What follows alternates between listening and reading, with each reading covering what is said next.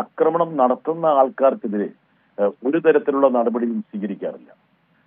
അതിപ്പം ഛത്തീസ്ഗഡിലാണെങ്കിലും ഉത്തർപ്രദേശിലാണെങ്കിലും മധ്യപ്രദേശിലാണെങ്കിലും ഒറീസയിലാണെങ്കിലും ഇപ്പോൾ 2 കന്യാസ്ത്രീകൾക്കെതിരെ NIA കേസാണ് എടുത്തിരിക്കുന്നത്. NIA കേസ് എന്ന് പറഞ്ഞാൽ അതിഗുരുതരമായ രാജ്യദ്രോഹത്തിനാണ് സാധാരണത്തിൽ NIA കേസ് വരുന്നത്.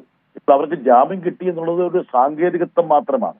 ആ ജാമ്യം കിട്ടാനുള്ള കാരണം അവർക്കെതിരെ ഒരു തെളിവും കോടതിയിൽ ഹാജരാക്കാൻ കഴിയാത്തതുകൊണ്ടാണ്. അതിന് സമാനമായിട്ടുള്ള സംഭവമാണ് ഇപ്പോൾ ഒറീസയിൽ നടന്നിരിക്കുന്നത്. ഇപ്പോൾ അവരെ വിട്ടയച്ചു എങ്കിൽ പോലും സ്വാഭാവികമായിട്ടും അവർക്കെതിരെ കേസ് വരാനുള്ള സാധ്യതയാണ് ഞാൻ കാണുന്നത്.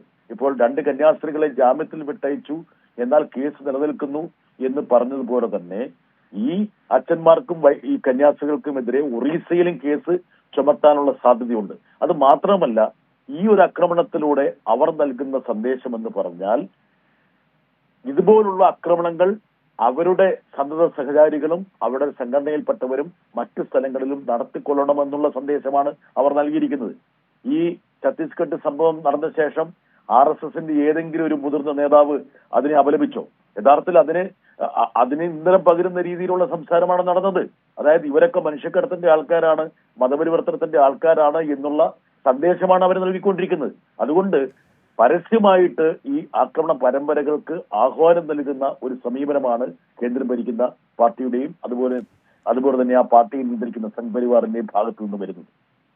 മറ്റൊന്ന്, ശ്രീ ജോൺ ബ്രിട്ടാസ്, നേരത്തെ ജോൺ ബ്രിട്ടാസ് സൂചിപ്പിച്ചതുപോലെ തന്നെ ഈ വിഷയത്തിൽ ഇനി കേരളത്തിലെ BJP എന്ത് നിലപാട് സ്വീകരിക്കുമെന്നതാണ് അറിയേണ്ടത്. നേരത്തെ നമ്മൾ കണ്ടു, ഛത്തീസ്ഗഡിലെ ഈ വിഷയവുമായി മുൻനിർത്തി രാജീവ് ചന്ദ്രശേഖർ സഭയെ അനുനയിപ്പിക്കാനുള്ള നീക്കങ്ങളും പ്രഹസനങ്ങളും നമ്മൾ കണ്ടു.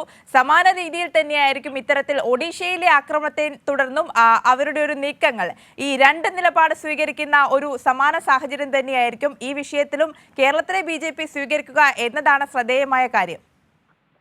2 പല നിലപാടുകളും സ്വീകരിക്കും. എന്താ കാരണം ചിലപ്പം ഈ കേരളത്തിലെ BJP നേതാക്കൾ ഡൽഹിയിലും ഒറീസയിലൊക്കെ പോയ വേറെ നിലപാടായിരിക്കും സ്വീകരിക്കുക. ഉദാഹരണം പറഞ്ഞാൽ കേരളത്തിൽ നിന്ന് മന്ത്രിസഭയിലുള്ള 2 ആൾക്കാർ ഇതുവരെ എന്തെങ്കിലും തരത്തിൽ ഈ കന്യാസ്ത്രീകൾക്ക് അനുകൂലമായിട്ടോ ക്രൈസ്തവർക്ക് അനുകൂലമായിട്ടോ എന്തെങ്കിലും ഒരു വാക്ക് പറഞ്ഞിട്ടുണ്ടോ? സുരേഷ് ഗോപി, അതായത് അവിടെ മാതാവിന് കിരീടം കൊടുത്ത ഒരാളാണ്. അദ്ദേഹത്തിന്റെ ഭാഗത്തു നിന്ന് എന്തെങ്കിലും ഒരു പ്രതികരണം ഇത്രയും ദിവസമായിട്ട് കേട്ടിട്ടുണ്ടോ?